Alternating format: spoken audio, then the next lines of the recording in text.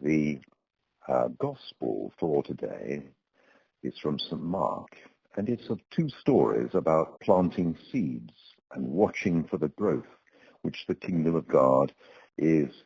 For the kingdom of God is just like this, says Jesus, a seed that is sown and grows. The crowd were so large that he had to get into a fishing boat as a pulpit, and he speaks directly to the ordinary person who's listening, whose life would revolve around farming and fishing. God's kingdom is about the here and now. The crowds were given these story parables, but the disciples would have the opportunity to discuss the hidden meaning. Planting trees is very topical. It's one of the best ways of responding to the climate crisis. The National Trust is planting trees. The Woodland Trust is planting trees. Prince Charles is launching tree planting to celebrate the Queen's 70th anniversary of ascending to the throne, which will be next year.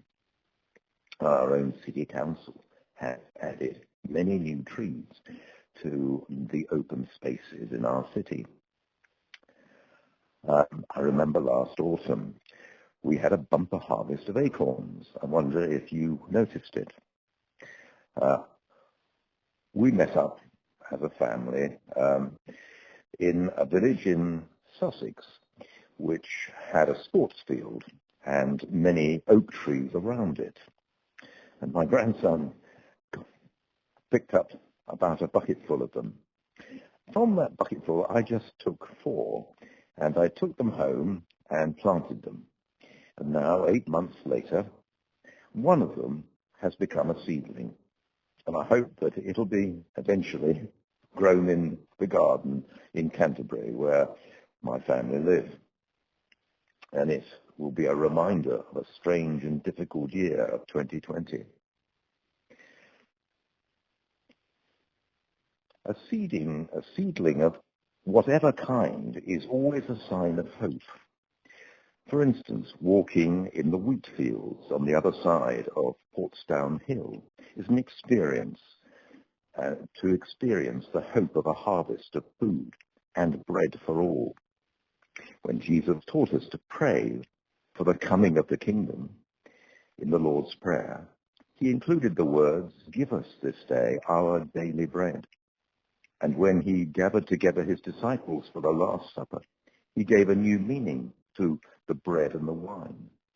And now in these COVID times, we're no longer able to receive the wine, but the bread can still be shared safely and sacramentally. We remember that Jesus said, "I am the bread of life." In our faith and friendship with Jesus, we share this simple Thanksgiving meal, which is at the heart of our fellowship together. In Cornwall at this time, a group of people have gathered together to discuss the problems that our world faces. And I'm referring, of course, to the G7 meeting and the world leaders. We hope and pray that their fellowship together will bring about a safer world in accordance with God's will and in the likeness of his kingdom.